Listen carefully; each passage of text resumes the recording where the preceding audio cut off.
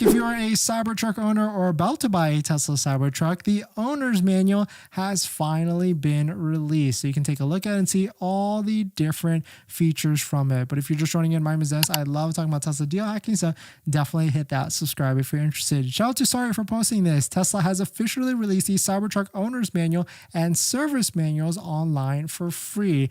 You do, I believe, have to have some sort of, or maybe not, you don't have to have a login at all, but you can take a look at all the different things within here for all the different systems the Cybertruck has if you wanted to nerd out through all the different details and specifications. But really interesting to see that Tesla likes to do this and release all the different documents all at once.